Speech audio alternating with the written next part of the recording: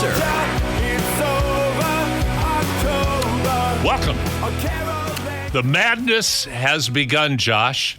Welcome to Hoop City with Paul Sir, Josh Fenwick.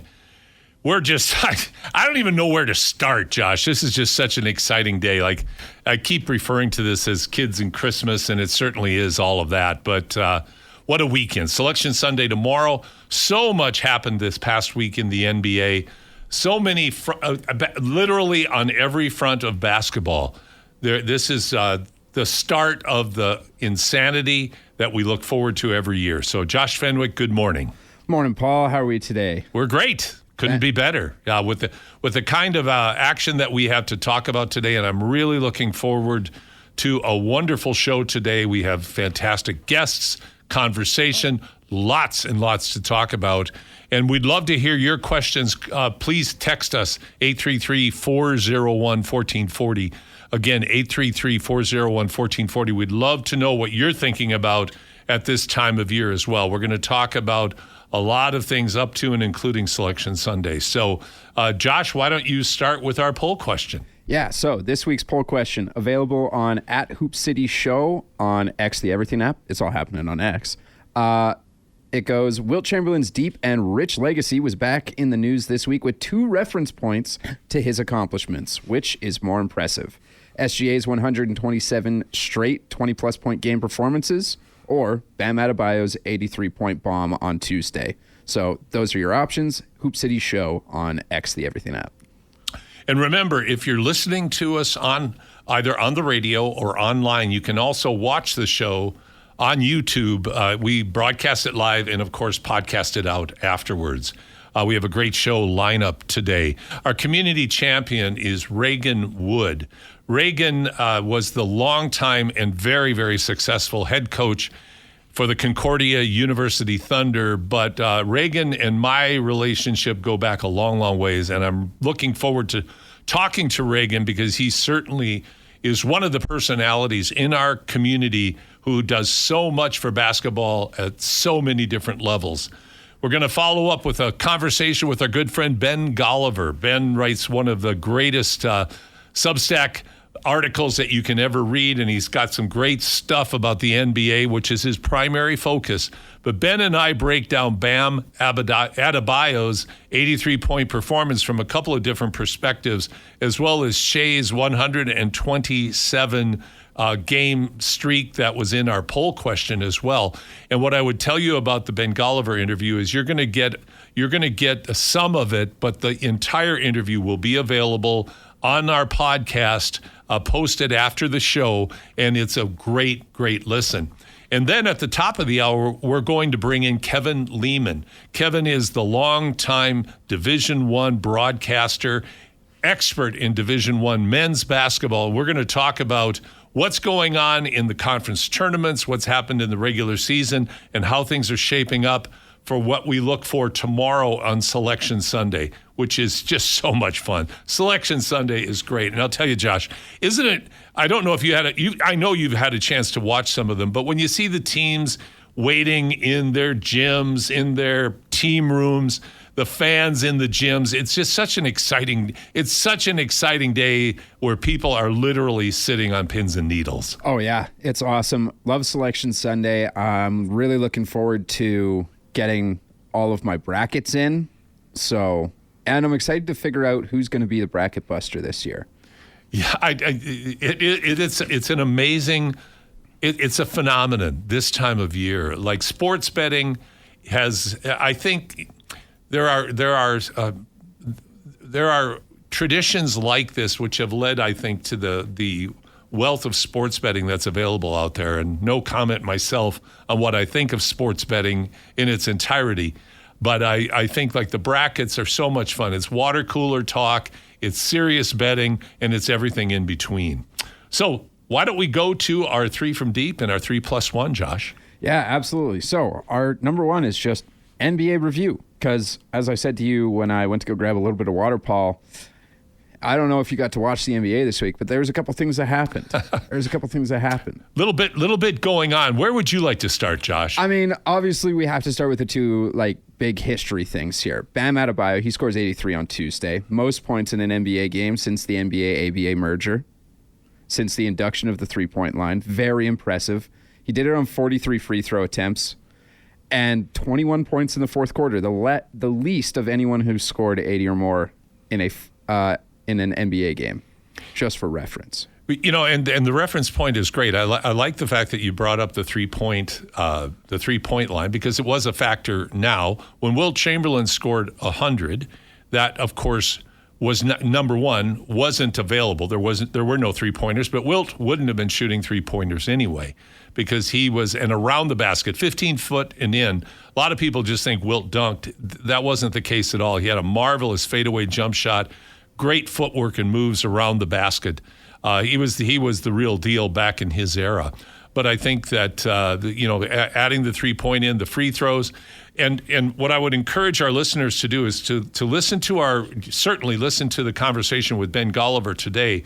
But Ben and I really, talk about going into the weeds. We submerge ourselves into this breakdown about all of the controversy that has surrounded this. And I don't know where you fall in this, Josh. I think like there's one fact. Bam is in the record books. He did supersede Kobe Bryant in scoring the second most points ever in NBA history.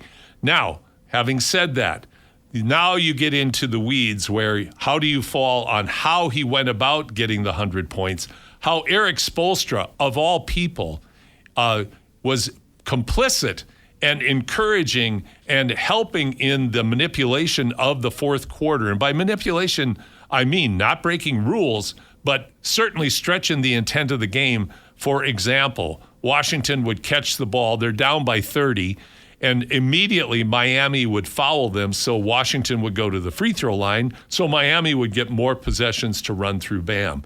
Where do you fall in on this? Like, is it tainted at all, or is it just the way it unfolded, and it is what it is, and now Bam's in the record book?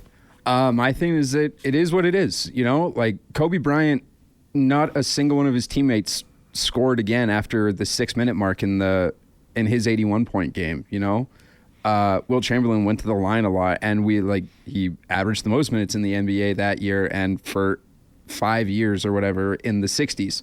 Like, everyone had different ways of them getting to it, and yeah, Bam went to the free throw line 43 times. 17 of those attempts were in the fourth quarter, but he scored 83. Let's just be happy about the fact that history was made. You got to see something awesome if you turned on a regional Miami Heat broadcast on Tuesday. You got rewarded for it. And I honestly, of all things, I'm impressed with Spoelstra, who is just you know what, man? If you want to do it, let's do it. And Ben was like, all right, let's do it. And then he was sort of telling people to not foul, and they're like, no, we're going to do it anyways. And I thought Bill Simmons made a wonderful point on his podcast about it, which was the Wizards are very complacent in this, in that they were just holding the ball for 24 seconds and then would just chuck it because they didn't want to be the team that had history made on them. And they were throwing 3 guys at Bam in the backcourt. There was a group hug going on at the free throw line so that he couldn't touch the ball, and he still got it anyways. I find that, I still think it's history, and to me it's very, very impressive. I'm blown away with Bam. Well, 83 points is 83 points. You got to score the points, and he did that. I keep referencing the conversation with Ben, and this is where I think our listeners would really enjoy it, is that we talk about kind of the layers and the bending, like I mentioned in my opening comments, of what the intent of basketball is in terms of competition. And there are some interesting perspectives. One of the concerns is what effect will this have not only on other players in the NBA, but also on other players at other levels. That remains to be seen. But a marvelous accomplishment. More on that with the conversation later in the show. You mentioned about SGA's 127 consecutive 20-point game, breaking Wilt Chamberlain's streak way back 63 years ago. The thing about Wilt's streak being broken, it was broken because he got tossed from a game. Oh, he got tossed? Yeah, he got tossed in a game, which broke his streak.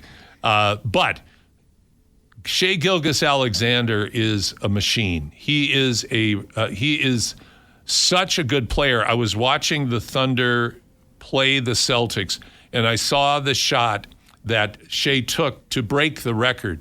He caught the ball, and here's, I'll frame it a little bit. He caught the ball at the free throw line, tightly guarded, and he used 3 jab step combined with pump fakes to get his defender to give him just the slightest amount of space, and then knocked it down and hit the bottom of the net.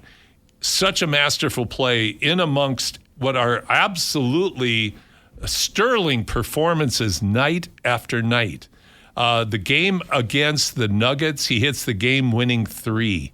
His stat line that night, he had, in addition to 30-plus points, he had 15 assists and 0 turnovers. The guy is just really good. Clearly, I think, has distanced himself from everybody, including the great Nikola Jokic, as the front runner for the MVP as the stretch run for the season happens. Yeah, no, hey, it's very fair, and he's a Canadian guy, which is most impressive. Well, absolutely. And I had the opportunity the other day, and you were on the board, talking with Kevin Carius on the Sports 1440 in the morning show. And Kevin asked, are Canadian players getting their due in terms of what they're accomplishing? Of course, we all know about and continue to hear more and more about, deservedly so, about Shai Gilgeous-Alexander. But I made the point in my conversation with Kevin that on that night, parallel to Shai's breaking the record, Jamal Murray was tearing it up for the Nuggets as they beat the very hot San Antonio Spurs. So what has happened now with Canadian basketball at the highest level is it used to be we had a lot of role players in the NBA until Steve Nash broke the glass ceiling. MVP for 2 consecutive years. To me, that's one of those seminal moments where it proves to a group of people that you can not only make it to the NBA, but that you can be an elite NBA player, which of course Steve Nash was. But now you look at Shai Gilgeous-Alexander, one of the best, if not the best player in the world, certainly one of the best wing guard players in the world, if not the best.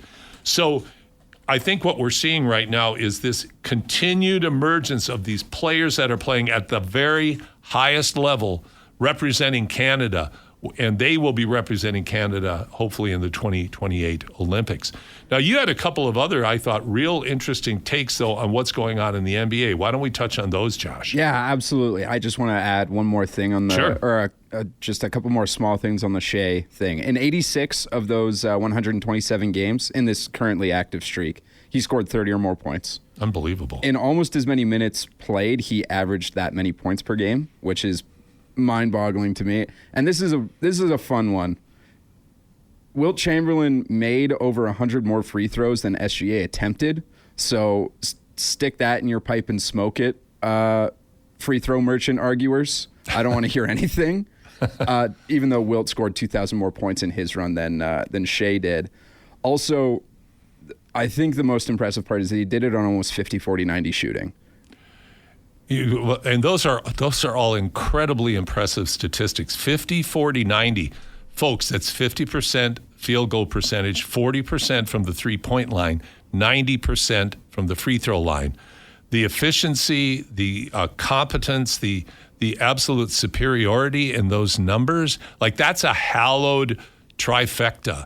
50, 40, 90 is a hallowed trifecta. To have that happen in a 127-game, 20-plus point performance stretch is just absolutely remarkable. So thank you for those stats, and less Josh. of a 2% gap, too. I believe he was 1.5% away on the three-point percentage and 0.03% on free throw percentage, or 0.3, I guess. Incredible. So, yeah.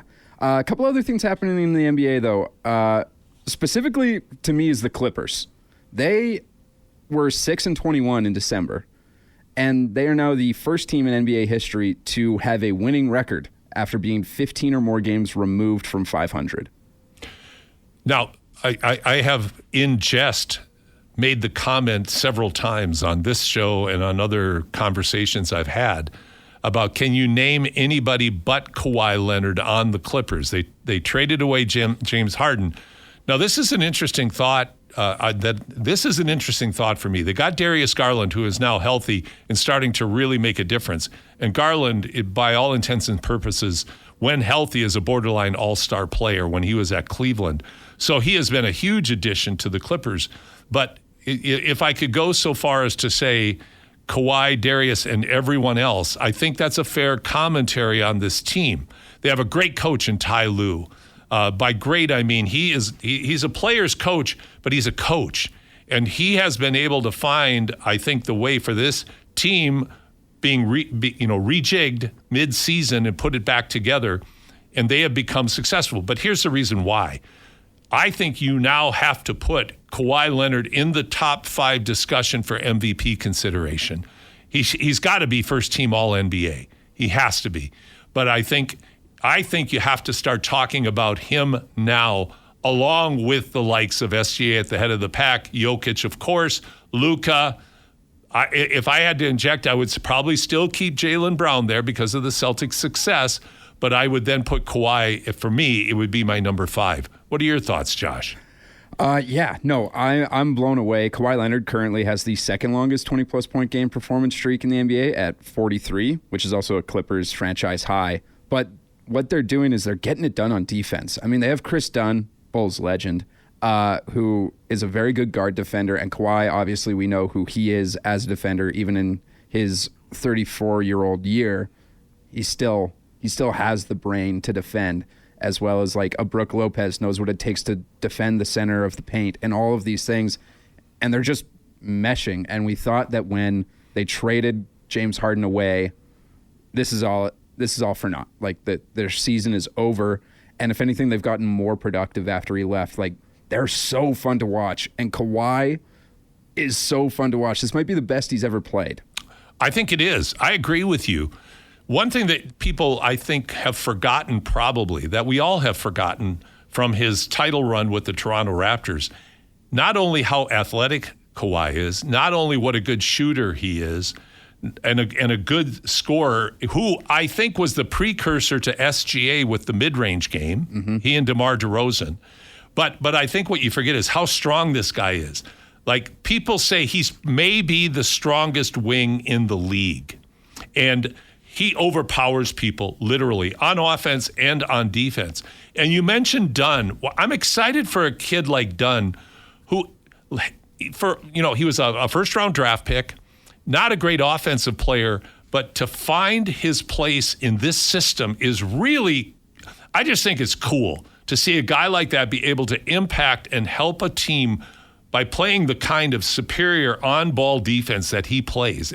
I forget what he is. I think done 6'4" with a 6'11" wingspan. I think that's what the stats and the numbers are on him. Oh, Chris Dunn. Chris Dunn. Yeah. It's like he's just one of those really long, strong, fast, quick, can stay in front of his man, bother his man with that long reach.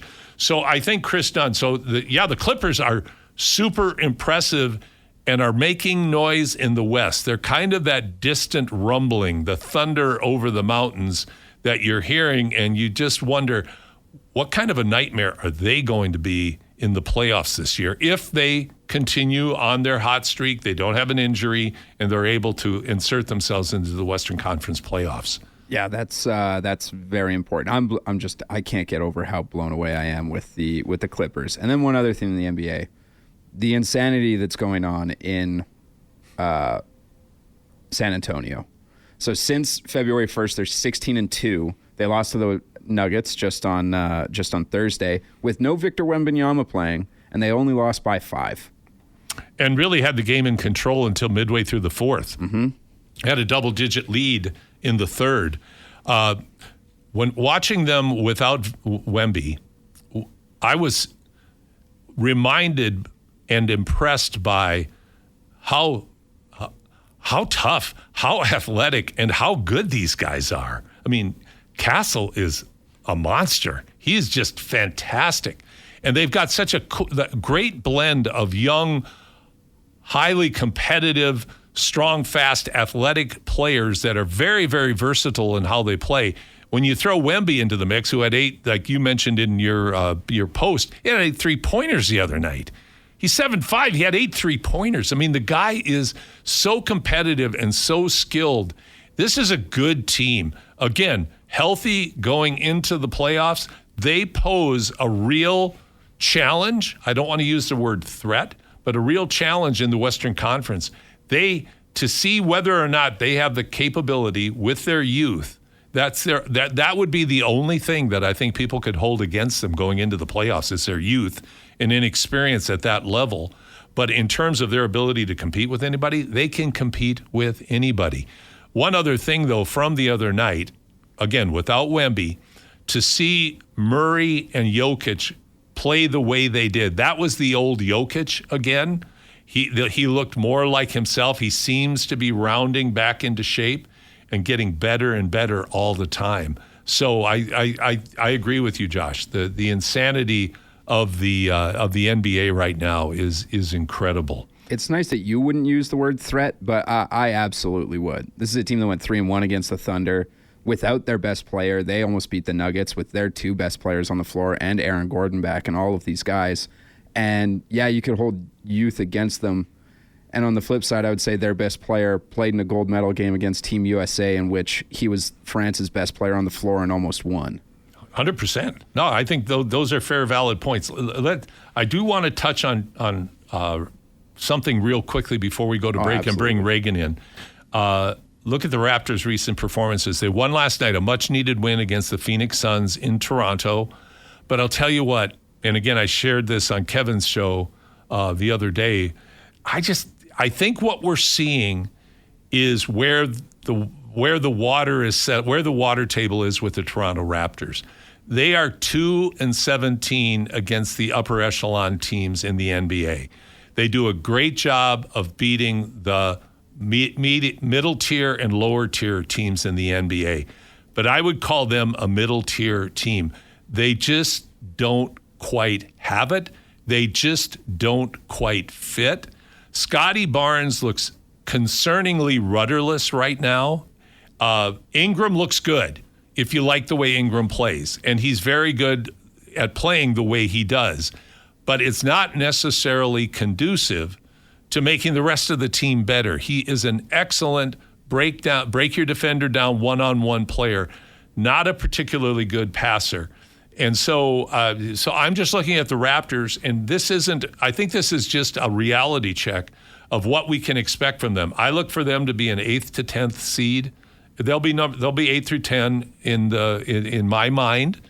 And I hope I'm wrong. When we get to the playoffs this year, they're not there yet, but they've taken a big step forward. I think they gave us hope that they might be more than this, but I think now we're starting to see them settle in because they're relatively healthy, and you can see against the better teams, they just don't quite have that extra gear.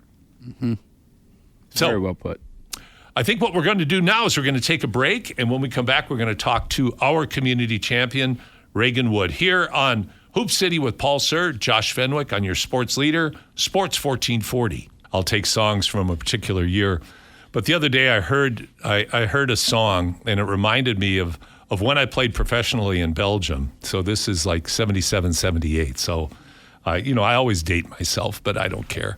I'm the luckiest guy in the world to be the age I'm at and to have experiences I've had. But that was kind of like right at the beginning of the height of the disco era. And so today it's Euro Disco, which I know will thrill our first guest, Reagan Wood, but he is our community champion today.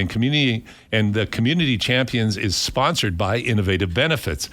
If it's time for you to review your company benefits, personal insurance plans, or investment strategies, talk to Randy and his fantastic team at Innovative Benefits. They will give you straightforward and honest advice with access to the best products in the industry.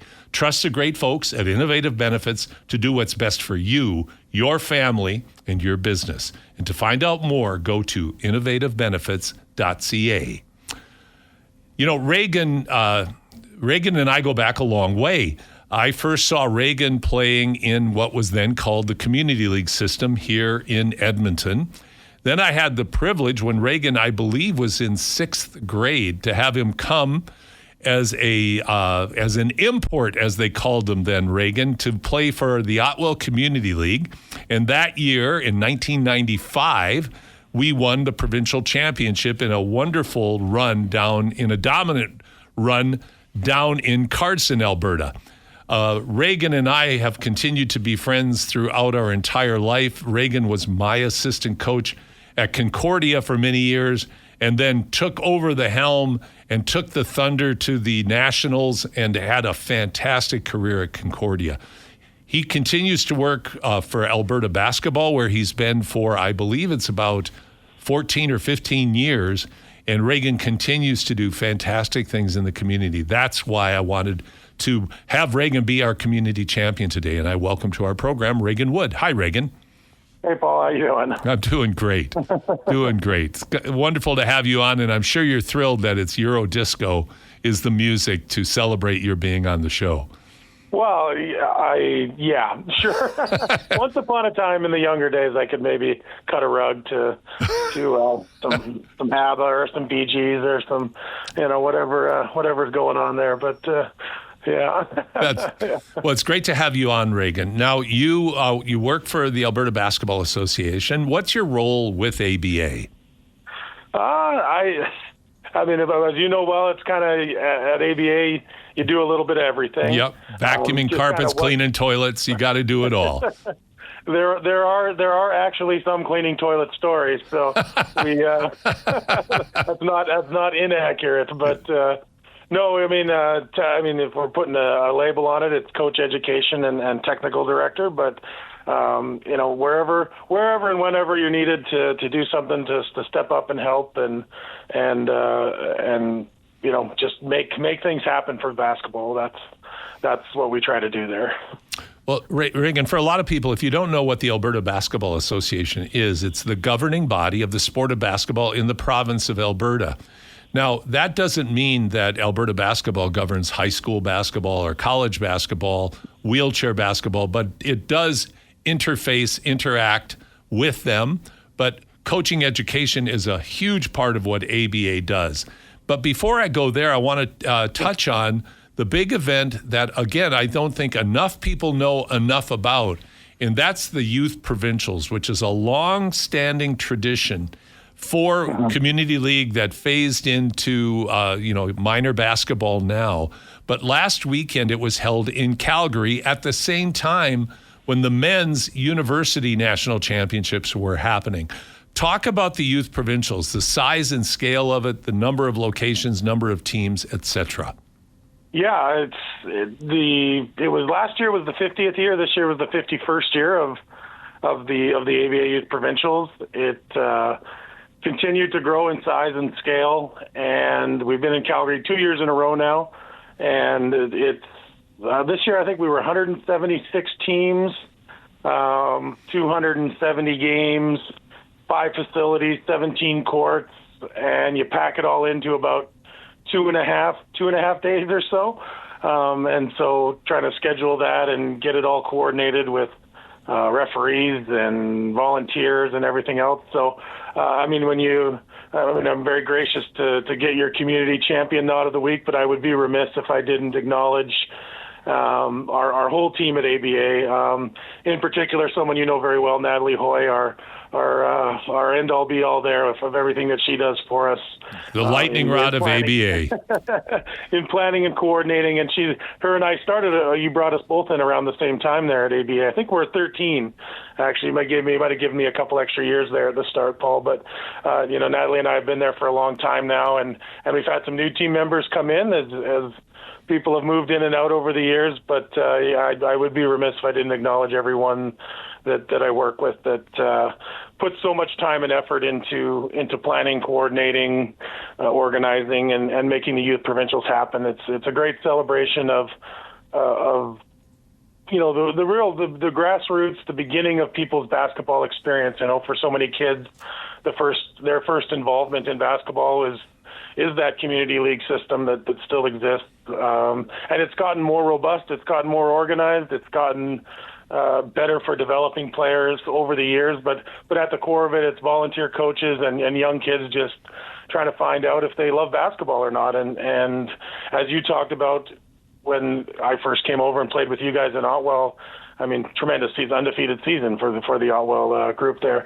Yes. Great year for us, but yes, that's living in the past, of course. But it again, so much fun, and the joy that it brings to watch kids just enjoy the sport. Because again, why we're here talking is because we bonded over a common love of basketball, and hopefully we're creating that for the next generation of kids and the next generation of coaches, that they can find that love and that passion for the game.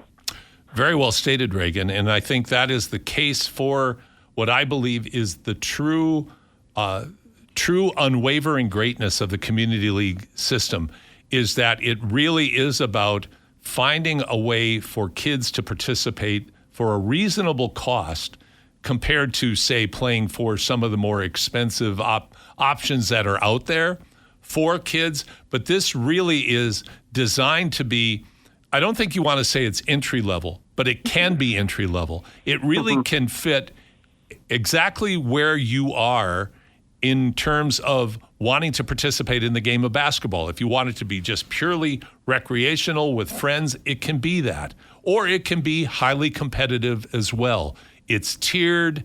Like you said, it's become much more organized. And one of the qualities I'd love you to comment on that I like the most about it is, even though you don't get a huge number of teams from rural communities, let's say, you do get some rural community teams that get the opportunity that the kids would never have to play kids from all over the province.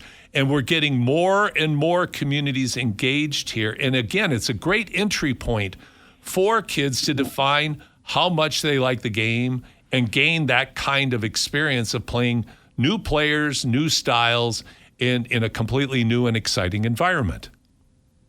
Yeah, I mean, as we know, there's definitely different basketball regions in the province, and I mean, Southern Alberta, we know, has its own unique basketball culture, and we had 4 teams from Southern Alberta come and participate. How did they do, by the way? A couple of them won, a couple of them didn't. Yeah, well, that's good. You know, but as you know, again, when towns like Raymond and McGrath that have, you know, anywhere from 2,000 to 4,000 people, and they can come and compete with the Edmontons and the Calgarys against, you know, their zones that'll have, you know, 100,000 people that live in them, is always a cool thing. And as we know, that carries all the way up into high school, where boy, does it frequently see those high schools of those same names competing, you know, at 4A and now we've got 5A level high school basketball, and to see, you know, the way that they go about building their love and passion for the game and growing and developing their players. Again, there's more than one way to skin the cat, and they, you know, they always come and compete no matter what level it is. And as we know, there's been great players come out of areas like that. I mean, you look at Delaney Gibb down at BYU, and I'd be sure I'm missing others, but there's players that from small towns can go and achieve great things and be role models and examples that it doesn't matter what your postal code is, as long as you're willing to work hard and get after it, that you can achieve a tremendous amount in the game. No doubt about it. Now, Reagan, along with helping organize, schedule, juggle chainsaws and torches on a unicycle while playing an accordion to get these events to go together, you also do coaching development. What is the coaching development, I'd say, pyramid that you work with at ABA? So, I mean, it's Alberta Basketball's responsibility to facilitate the NCCP program. That's the nationally recognized program through the Coaching Association of Canada, through Canada Basketball. We're actually at a very interesting point. We're on April 1st. There's some big curriculum changes with a few of the levels within the coaching structure, and how we're going to go about being able to deliver and creating access points for coaches.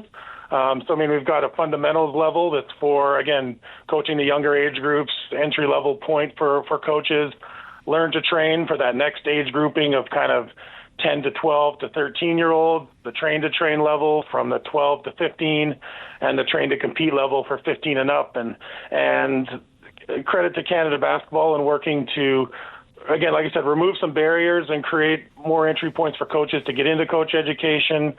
They're improving the online access, so more of the content can be delivered online and self-directed for coaches through video, through, just online learning and development. So there's some really great advancements coming out here in the next few weeks. So we're really excited to roll that out and create more opportunities for coaches to access. I think if you don't mind, a quick story of, please. A few years ago we went up to Peace River to do a coaching clinic, and so now we'd be able to do that online. But one of the positives and benefits that has come out of going to a place like Peace River is we've been able to create more coaching up there, meet some great people, get them involved. And I want to highlight someone named Wayne Dunnington. That if anyone is paying attention, yesterday our Team Alberta North. So we have Team Alberta, and then certain years we have Team Alberta North, where there's the Arctic Winter Games. Team Alberta North, that Wayne helps lead our program up there, who I met through doing coach education in Peace River. He just coached the boys North Alberta team to an Arctic Winter Games gold medal.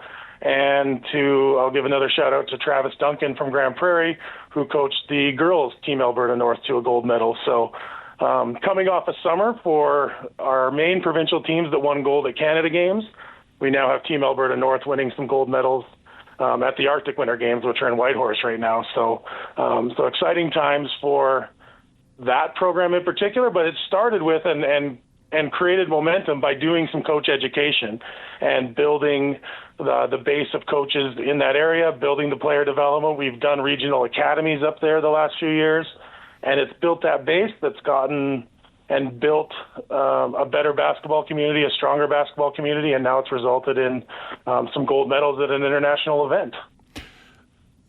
Alberta basketball is the glue, in my mind, that holds basketball together in the province. And there are so many satellite options in the sport of basketball. I put it that way, but I still believe Alberta basketball plays just such a key, pivotal, and important role in the continued ongoing growth and development, resulting in the success of four, not one, not two, but 4 gold medals at the highest level. And congratulations to ABA and to their teams and their coaches for those accomplishments. Before we go, Reagan, I do want to touch on your collegiate career. You coached for a long time at Concordia University, as I mentioned in my opening remarks.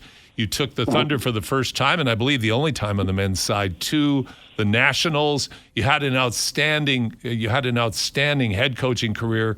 You were so key when I had the privilege of coaching there and coaching along with you. What was it about coaching at the AC that you enjoyed the most? I love to compete, and that provided an opportunity to do that on a week in, week out basis, and you get to travel around all over the province, play all the other universities and colleges. Again, as we've talked about, I've loved basketball my whole life, and to be able to coach and do it at that level was a real dream come true, and just loved getting after it and being able to plan, prepare, and again, even through the growth and changes we saw in that league over the years with, for the first year coaching with you, it's like, hey, we need to scout somebody. And you remember our good buddy Rick Henderson there. Why don't you guys drive to Red Deer with a camera and a notebook and film and go sit in the crowd and film them holding your handy cam, whereas now games are broadcast online, accessible digitally anytime you want. Stats are live, anything, whereas back then you'd like, well, if you want to get a decent read on somebody, you better go drive 3 hours and watch it yourself. So to see the growth and change in what they do at that level, but for me, just being able to compete and get after it and set goals and go after those goals, and as I said, trying to get a team to nationals, trying to win ACAC championships, try and develop and create all Canadian level players and all conference players and just try to achieve as many things as you can. I just loved getting after it like that. So the competition is always the best. You did a wonderful job there, as you do in your role with Alberta basketball. Reagan, I want to thank you today, but before we go, I do want to give a shout out to Natalie Hoy for her great work along with you in making so much happen at ABA. I want to wish a speedy recovery to Dave Drabiuk, the executive director for ABA, and to your staff. And thank you all for all the work that you do to make basketball in our province better, but particularly shining the spotlight on you today, Reagan, as our community champion. Thanks, Paul. Appreciate it. And again, just always proud and happy to be part of making basketball what it is in Alberta. And you do that in spades, my friends. So Reagan Wood, our community champion, joining us here today on Hoop City with Paul Sir. We're going to take a break right now. And when we come back, Ben Golliver and I have our first deep dive. We're going to go into depth on both Bam Adebayo and his 83 points, along with SGA's 127 game streak, record-setting streak. And it's only part of the interview. Like I said, you can hear the whole interview on our podcast after the show's over today. We'll take a break right now. You're listening to Hoop City with Paul Sir on Sports 1440. I have Ben Golliver with me again today. Ben, it is great to see you once again. We've got a couple of special accomplishments, a couple of special things that took place this past week in the NBA to talk about today. Sure did. I mean, history, right? With a guy chasing the MVP and then a guy who nobody ever thought would have made history like this in a million years with Bam Adebayo. Bam who? Yeah, I totally agree with you. And it is so interesting, Ben, to get started to see once again the reach and the legacy of Wilt Chamberlain and all that he did to literally revolutionize the game, galvanize the game, change the game in so many ways. I mean, when you look at old filming of old NBA games, that grainy black and white, and you see that goofy narrow key, what we just can't even imagine today, and guys shooting one-legged set shots and stuff, but how he along with Bill Russell in particular, and a lot of other people that you can refer to, but I think those are when you talk about Mount Rushmore, those are two of the first faces that you would see on the Mount Rushmore. And Wilt, with his absolutely gaudy statistics, has just been such a part of folklore and the created relevance in basketball. But now, in 1 week, we're talking about Wilt not once but twice. So let's start with the accomplishment of Shai Gilgeous-Alexander breaking one of the two records we're going to talk about today that a lot of people thought could never be broken. And that was Wilt scored 20 points per game for 126 consecutive games. I think his record was broken because he was booted out of a game, arguing with the refs. That's what broke his streak. But now Shai Gilgeous-Alexander last night broke the record, got to 127 in a game against the Boston Celtics. What are your thoughts on what Shai accomplished? Well, first, let me recommend to you, if you haven't seen it, and to all your listeners, Goliath. It's a documentary about Wilt Chamberlain, and it was put out within these last 5 years in conjunction with his family. It's called Goliath because nobody roots for the big guy, right? Everybody's rooting for David. And it talks about what an interesting position he was in as the biggest, best athlete at his time. And the takeaway for me from that movie was he was just 50 years ahead of the rest of the sporting universe. If you look at his love of fashion, the cool cars, of course, the obsession with the statistics, the amount of hatred that he would get, for his accomplishments. They're changing rules to try to limit his effectiveness. And then, of course, just how famous he was and the desire to get to L.A. and to become a star off the court as well, and be in movies and all that kind of stuff. I mean, he was just so much, larger than life and larger than the typical athlete. And he was really into the idea of player empowerment, again, decades before that was a phrase that we even knew what it was. So fascinating movie, and it will help you understand why Wilt Chamberlain still looms over everything in the NBA much better. At least it did for me. Now with Shai, about 10 years ago, maybe 15 years ago now, Kevin Durant was in Oklahoma City trying to chase the same record. He had a whole string of 20-point games too, and he actually didn't get that close. But at the time, his consistency actually had me try to invent some charts and a little statistic just to measure like standard deviation from game to game, how consistent are scores? And at the time, Kevin Durant was like way ahead of everybody, from that standpoint. And we've seen some other guys, James Harden comes to mind during his peak where he was a very consistent scorer. But Shea, I mean, he plays such a herky-jerky game at times, very creative, unpredictable with the ball. But this guy is robotic when it comes to the production. Every single night, you know what to get. And it got to the point where, with Kevin Durant, I was like amazed every time he would hit a new benchmark with those 20-point consecutive games. And with Shea, you're not. You don't. It's just been in the background the whole time because you assume it's going to happen. It would only be news if he didn't score 20 points. And so I think it's a really cool streak for him to have. It really embodies his consistency. I think the leadership component he's brought to Oklahoma City in terms of, hey, you can just count on him. He's going to be there. It also speaks to his health. This is the kind of streak where you could get ejected, and he's not a hothead, so he's not going to get ejected like Wilt did. But you could also turn an ankle in the first quarter, and then there goes the streak. He's enjoyed very good health. He's taken great care of his body. I think it's an awesome streak, very symbolic of what Oklahoma City is about as well, in terms of just hard hat mentality, bringing it every single day, trying to improve. And I think for all those reasons, it's definitely a moment to salute SGA. And he's had some great moments recently. I'm sure you saw those game winners he hit against Denver in the MVP showdown. It feels like he is now in position to win his second straight MVP award. He certainly does. And I love the way, first of all, thank you for Goliath. Having the privilege of being of the ilk that I got to watch Wilt play on the one game that was shown on Sunday afternoon on ABC. I got to see so many Wilt Bill Russell matchups. That was usually on Sunday. It was Philadelphia and Boston. And, young kid, you weren't exposed to it that much at that time. So you really didn't have a big frame of reference. I had to scratch and claw to find some grainy black and white broadcast. But what you talk about with Wilt ahead of his time, absolutely. It's like you transplanted somebody from this era back then and, just beamed them back there. It was a Star Trek phenomenon.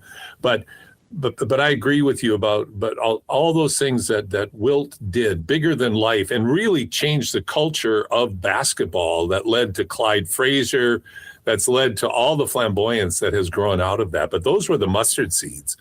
What he accomplished at 126 in a row, phenomenal. Now we go to SGA. Robotic. What I love about the term robotic for him that you use, Ben, is but it's not robotic and stiff. It's robotic, herky-jerky, creative, off balance, and so interpretive of what the defense gives him. And I think, and we've touched on this several times, but I would go so far as to say he is now taking the game of basketball. He, like Steph Curry did with shooting, is pulling the game of basketball up to a new plateau of showing what consistency and variety can do to create uncertainty on offense in what has become an awfully predictable style of play that most teams implement. And Shea is changing that. Now, I have some other comments on that, but I'd like to go to you for reflecting on what I just shared. Yeah, well, I think, it's robotic in the sense that he's like an assembly line where he's just going to pump out the 20 every single night. And whatever defensive scheme you have, whatever personnel you have, you try to double team him, you single cover him, you let him operate, you don't. He's going to find a way. I mean, he had the quote this week, I have the answers. I just need to know what the questions are, right? And so I will What beat a great you. quote. Great quote, and very true. He'll find a way to beat you. He just needs to know exactly what he's going up against. I think that speaks to his basketball intelligence as well. I think he's a very smart player. He gets talked about as crafty or grifty and all this kind of stuff. He's just really smart, and he knows how to win the balance battles in terms of getting you, with quick feet, getting you in the air, and then, getting to his spot and doing what he wants to do. Phenomenal player. The other thing that I love about him, and it's another, we're talking about assembly lines, but it's the idea of continual improvement. You hear that in the business world all the time. We just got to get a little bit better. We got to squeeze out a little bit more profit.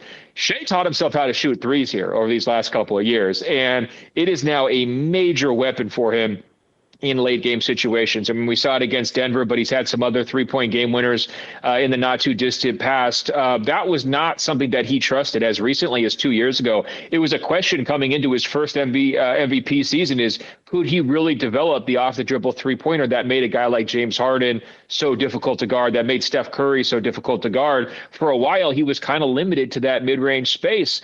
Now that he's been able to, step back, refine that, trust it in the big moments, have the confidence to take it, there really is no option to stop him. And you're just kind of hoping. The only team I've seen him even give him trouble this year has been San Antonio, and that's because they've got the alien on the back line. But other than that, nobody even really gives him that much trouble.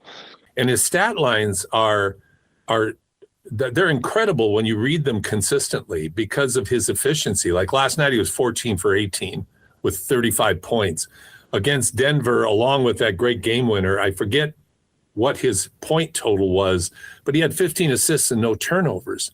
Like those are ridiculous numbers. Like that's outrageously good. I'd like to reflect a little bit about what you said, though, which I think the most critical point for young players to understand. And because when you see a player like Shea, he goes home when the season's over, goes back to his hometown in Ontario, goes into his old high school gym, as I understand it, with his buddies, and he works on his game in quiet, nobody around. So he really turns his summer into his assembly line, to use your robotics, on how he's going to get better and what he's going to get better at. And that's what certainly AAU coaches don't do in most situations. But it's what you do, how you do it when nobody's looking, that makes you good. And it's doing a lot more of everything, again, and how you're doing it, that makes you great. But to see him continually get better and better and better and more subtle and nuanced, develop that 3-point step back, it's all due to his hard work. And, you hear that, everybody says that in a very trite manner. But hard work, there's no replacement. There's no technology. There's no machine. There's no magic drill. There's only hard, purposeful, focused work with defined outcomes, and he does it better than anybody. And he's working smart too, right? It's not just the idea of I have to wake up at 4 a.m. to tell everybody I'm waking up at 4 a.m. or I'm staying in the gym for 12 hours. It's the idea of, hey, what did I struggle with in the playoffs? How did the very best defenses try to guard me? Do I need to, get my left hand dribble a little bit better so I can handle pressure from certain spots? Do I need to understand, hey, if there's a double coming, where's my release valve? And so you work on things like that. Do you make sure that you have the off the dribble 3-pointer going left and going right, depending on how they might guard you at the top of the key pick and roll? Like, to me, he's really isolated. Hey, this might be not even a weakness. This might just be not quite where I want it to be. And then he's just going to go attack it and make that part of his game better. And I do think that there's a lot of players, you see the summer clips come out of the work that they're doing. And, it's a lot of jab step or one-on-one moves. And, maybe they're going to do that stuff in NBA games. Maybe they're not. When Shea does stuff in the games, you could tell he's been in that gym that you're talking about, working on it for hours and hours and hours. And that's why he's so good and so comfortable doing it in high pressure situations. If I could have back in the late 70s, I think it was at White Sox Park, what started the demise of disco is some radio station in Chicago had people bring disco records and had a bonfire down on the field. If I could have a bonfire, I would take all of the cones that AAU coaches use, all the cones and tennis balls that they incorporate in their drills, and have a huge bonfire, because it's such crap to me. I'm speaking just really bluntly. Yeah. You don't need, that's just YouTube, Instagram crap. That doesn't make you a better player. What Shea does makes you a better player. Doing it purposefully, outcome, systematically, identifying. That's how you become a better player, and it's practice time. I recall back to Dirk Nowitzki's great era, and they had him out on the court with a German coach in a plaid shirt, coaching him out there, looking like he's doing ballet lessons. Well, Dirk won an NBA championship against LeBron James and Dwayne Wade. I mean, This is no joke. This is like, we keep having these examples. Michael Jordan, Bird, Magic, Steph Curry, the hours and hours when nobody's looking. That's what we have to listen to. And that's the greatness of Gilgeous-Alexander. And like I said, I think he's just pulling everybody up into that realization of what you are capable of doing, the versatility a player can have in his game.